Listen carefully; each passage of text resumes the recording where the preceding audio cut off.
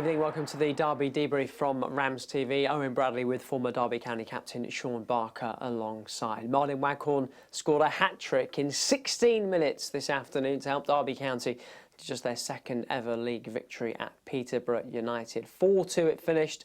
Derby led 4-1 at half-time after a devastating 20-minute spell that saw Waghorn get his 3 and Aaron Cashin find the net as well. We'll hear from the man of the match and the goal scorer in a moment or two. A word coming from Paul Warne as well, but we'll start with a few words from Barks, as we always like to do. Incredible first half of football. Derby did what they had to do after the break, but you know, where do you start with that one? Where do you start? We started quite poorly, actually. We gave Peterborough far too much time and respect. They played through the pitch and we didn't put much pressure on them. We were struggling in the wide areas, which I thought might be a problem for the likes of Cashin and Jake Rooney with their wide players. And after 10 minutes, we started to settle. They got their goal and you kind of feared that they might kick on, but the opposite happened. And the most pleasing thing about the result and the performance was the reaction after conceding that goal. All of a sudden, it lifted Derby. Players started to press with more aggression, win their duels, play on the front foot, and of course, 20 minutes of magic with Waghorn getting 3 goals as well. Just cemented a wonderful afternoon. So it was strange to start off with, but the reaction after going a goal down was fabulous. We'll talk more about Martyn Waghorn and the goals in a moment or two. We talked before the game about how, and I think you said it during commentary as well, the classic cliche, you can't get too high, you can't get too low, but not just the result today. Did you see signs of the performance that make you think Derby are moving in the right direction? After 10, 15, probably not. But I do feel that we're a team it's almost suited to away performances with the setup with the 3-5-2, being able to counter with pace, which I said would be important. We've now got the option of quality strikers that can score at any moment. The difficulty that we've had is maybe putting the performances at home, which is a different kind of character. It's a different beast to perform at home and control the game. At times, away from home, you do have to sit back. You have to be patient, out of possession. But I actually think we flipped that today, and instead of being patient like we were in the first 5 or 10 minutes, it gave them a bit of joy. We started pressing, we started running around, we started being aggressive. I thought Tomo was absolutely outstanding all afternoon. He was in the last game and he's kicked on again in this game. I thought it was brilliant, drifting out to the left. His energy in midfield surpassed the 2 more senior players that he's playing alongside. And even though I gave Waggy, obviously, player of the match, Tomo was right up there with the performance. So there was times at the second half where I had to dig in, where I had to defend. I thought Nelson defended the box superbly along with Aaron Cashin. Fozzie was exceptional again. So many good performances, an all-round reaction to going a goal down and still having the bravery to go forward, to run at pace, to put the shift in, made us stand out against Peterborough. More from Box in a moment or two. Let's get some reaction from the Derby camp, though. Here's the boss, Paul Warne. Paul, well done. 4-2 win on the road. How do you feel after that? Obviously, as you know me quite well, quite exhausted. It's an emotional rollercoaster on the side of the pitch, and obviously to go a goal down in the manner was disappointing. But the reaction off the lads was really good, and possibly what could go right did go right for us, which I don't very often say. I feel like we're always on the rough end of the bit of luck. But first half response was really good. I'm obviously over the moon for Waggy, an amazing human. Brilliant around the dressing room, brilliant on the training pitch, and his play befits getting hat-tricks. It's the little nuances in the game that people may not appreciate, the little nudges, the controlling it, so all in all, pleased. Obviously, we didn't. The press wasn't working in midfield the way we wanted, so we had to tweak that and drop Waggy onto the 22 and stop them coming through the middle of us. And I thought, if you're lucky enough to watch the game back like me, you'll notice how hard Wash and Waggy had to work out of possession, which stifled them a lot. And then second half, I thought we managed the game pretty well. Obviously, they're going to get in our half and get in our box, but generally speaking, obviously pleased to win, and obviously with a decent following, it's nice for everyone to bounce up and down. When those moments in the second half of the first half come, you say that they come now and again, where you got the 4 goals. They're very enjoyable, aren't they? Because you mentioned everything you hit seemed to go in, but there was some quality goals in there in the set play too. Yeah, some very good goals. Obviously, I mean, if you interview Cash, he'll tell you I've been telling him all week about how he's going to score, and I even told him before he came in my office yesterday, and I told him before the game today. So obviously, I've got some special skills. which people don't appreciate. So yes, I'm like Mystic Meg, so I don't know who I'm going to decide who's going to score next week, but it's good because Cash has unbelievable springs, wins loads of headers, you know, defensively, but, you know, offensively, I need him to chip in, and I need everyone to chip in. So, yeah, some good goals today, but our effort, our out of possession of the ball was right up there, and I just felt that the first 15 minutes, for whatever reason, we just showed him a bit too much respect, and then, like, the Rooney's got tighter, Nels got tight. I thought Nels was very good today as well, and then, you know, there was pockets of really good play. Tomo was very good again. I'd like to see his data after this, but I thought he was really good again, and we created enough chances today to win a game. So not much wrong, but I just fancy us to outscore most teams. And I like to thank the fans who stayed with the team, because 1-0 away on a jolly day out, so to speak, you can think, oh, this ain't so great, but stayed with the team, and it has a massive impact. And then hopefully everyone goes home happy and have a nice weekend. You just mentioned in another interview that you had a feeling that something was going to be good about today in terms of the performance. What do you put that down to? Again, my Mystic Meg. Well, obviously, I should have thought that. Of that age, but I don't. Always bringing new players into a club has an impact. So you bring 2 players in, and then all of a sudden the standard of training felt really good this week. There hasn't been a midweek game, which I like for our players, because some of them are experienced players, and the way they play, you know, playing 3 times in 7 days is sometimes tough, the way I want them to play. So I just felt that with a week's training, with an extra day's rest, with the new lads coming in with a level of training just going up a notch, which new players always give, because you always think, oh my God, he better not be taking my shirt. So I just had a good feeling. So I didn't have a good feeling when they scored, quite obviously. I was thinking, oh dear, that ain't so great. But yes, I just had a feeling that the lads have been good, and we've been pretty close in all the games. But like I said to him beforehand, and unfortunately we judge on results, I understand that, I'm not a baby about it, but in all 4 games we could have won, in my opinion, and in all 4 games we could have lost, in my opinion. So the games come down to those little moments all the time. Is it a tackle at the end to save a goal? You know, does Waggy hit the corner? Yes. Does Cash time his header? Yes. And sometimes there isn't a lot between the boxes. It just comes down to their moments. And I thought today, I just had a feeling that we would take our moments, and yeah, luckily we did. So that's pleasing.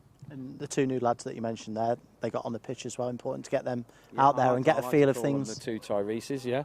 Yeah, it's nice, and like, you know, I obviously joked that I could have gone on in the end. Just the fact that when you go on at 4-1 and about 6 minutes left, this is like, wow, this is all right. I like playing here. But they obviously went on with full confidence, and hopefully the fans can appreciate why I brought both in. Like JJ was a legend at Ipswich last year. Really good player. He's been unfortunate with injuries, and we've got to try and help him with that, and get him fit and really resilient, and you know, and hopefully we can do that, and hopefully his long-term future will be at our club. That's our intention. And the other Tyrese Forner, has a real engine. You know, wants to play. Had a brilliant season at Reading last year. I loved him when he was at Plymouth, and I just think we need the legs in our team. And I've been moaning for weeks. About the fact we need legs, and I think JJ and Tyrese had it. So I'm really pleased that they've come and trusted us with their careers, and want to be part of something. So it's been good. No Louis Sibley today, how's he? Yeah, disappointed with Sibs. He came back in, done all his rehab, absolutely fine, trained 3 days, and then on the 3rd day felt his groin, so he's now out with a groin. I don't know, I've got zero idea. Well, that's not true. I would say 3 to 4 weeks. But I don't know the severity because it hasn't been scanned yet. So that's a blow, because if ever there's a game the way we play for a Sibs in the team to break the lines and get up the pitch, it's him. So it's a massive disappointment with him. And obviously we've still got Kane's getting close. Kane Wilson feels like he's getting close. He has been getting close since the day he got injured though, so it's very hard to judge it off him. But he feels great. Joe is now without crutches, which is good. Birdie's pain-free, which is good. But they're still, you know, weeks away. But it's a testament to the club and to the owner that we've got these players and we've got the players behind them. But that doesn't mean that I don't want more players. So before you ask me that, there's always a look for something else. I wasn't actually going to ask you, but I'll slip it in nicely that you've got back-to-back wins now. You've got another week on the training ground, and then it's off to Bolton next weekend. Yeah. But you've got the transfer deadline day before that as well. How do you see this week panning out?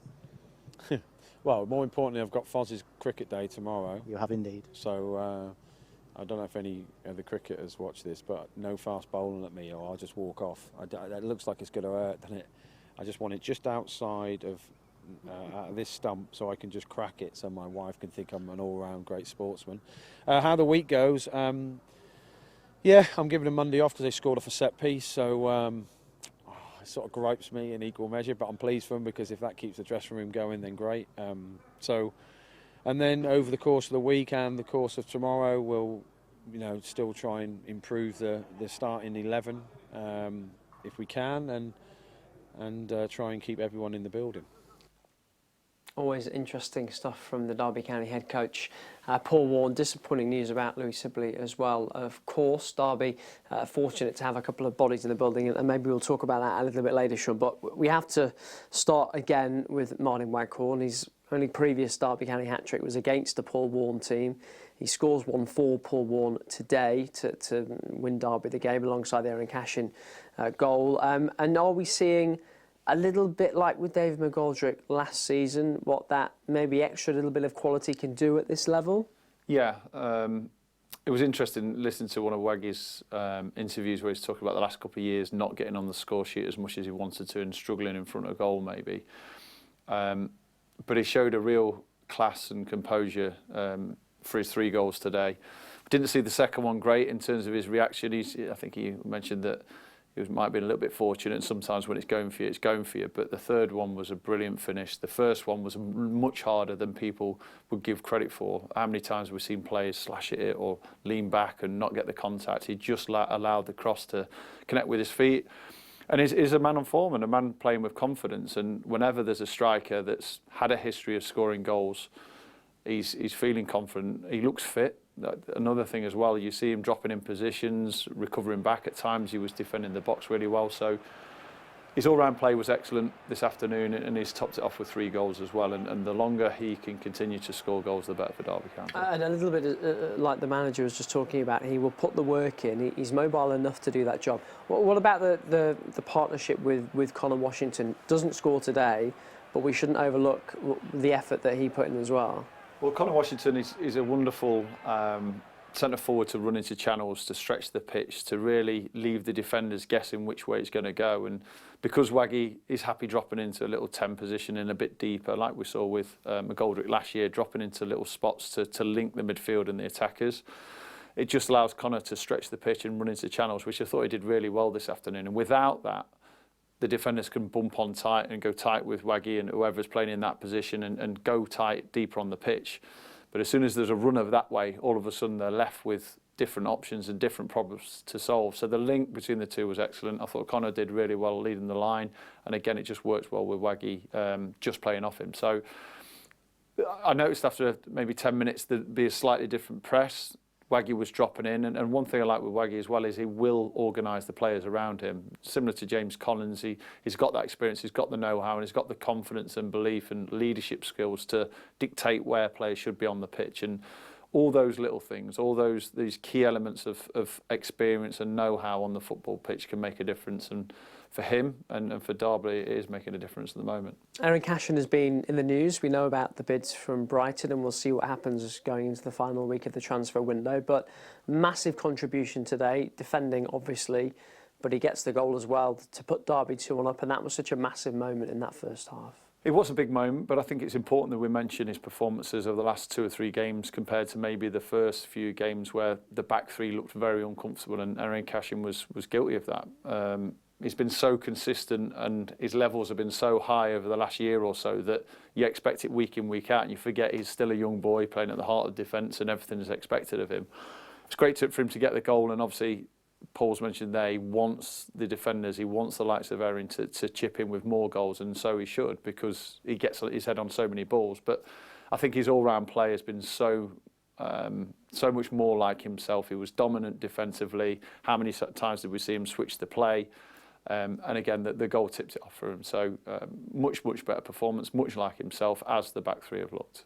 We heard from Paul Warne how the arrival of the Tyreses, Tyrese Fawn and Tyrese John Jules, on Friday, and they trained with their teammates for the first time on Friday, might have just raised the levels and maybe helped the performance level generally. What did you make of the new signings in their limited minutes at the end today? I thought they both played their part in the last 10 minutes or so of the game that they had. We know that we're going to have energy, we're going to have athleticism, which Paul has mentioned he wants more of. We've known that for a long time. He wants players that can get around the pitch at high intensity, sprinting, not just plodding around the pitch at times. Every single player has a different attribute. So if you look at Conor Harahan, he's very different to a Corey Smith. And the more options you have, the more creative you can be with the players you put on the pitch. And these two players add that to this group of and this squad. And again, he mentioned there that just having extra players in the building raises everyone else's game. So the more competition, the more players you have in the squad, hopefully the levels of every single lad that's aiming to be in a starting 11 and be in a squad is raised that little bit higher. And I think everyone did their part this afternoon. I thought there was some standout players, but compared to what we're talking about performances 2 or 3 weeks ago, we're light years ahead. Well, let's get some more reaction from London Road and hear from the man who's taking the match ball home. He got a hat-trick today, Martyn Waghorn. Waggy, 3 goals, 3 points, a 16-minute hat-trick. Have you had many better days like that? No, the few and far between, unfortunately, but it was a nice response from the team after going a goal down. A little bit disappointed the way we conceded the goal, to be honest. Something that we kind of touched on in terms of how they're going to get in and create opportunities. So that was a little bit frustrating. Tweaked a couple of things off the ball because they were having a little bit more possession than we would have liked early doors, but after that, after I got a grip of it, got the goal to level things up, it was kind of a good, like you say, 15-20 minute spell that kind of blew them away, killed the game, and got the 3 points, which is what we needed, and make a statement at this place. Watching on, it felt like nothing would go against you during that spell. Did it feel like that on the pitch as well? Yeah, it's weird how you have these kind of little moments or spells in games, careers, periods of time playing. It's you've got to capitalise on them when they come, because, like you say, the spells, trusted, I've had a difficult couple of years on the pitch, kind of without goals, assists, playing the way I really want to play, finding a way that I really kind of fit into a team. So you got to make the most of it. I'm loving every minute.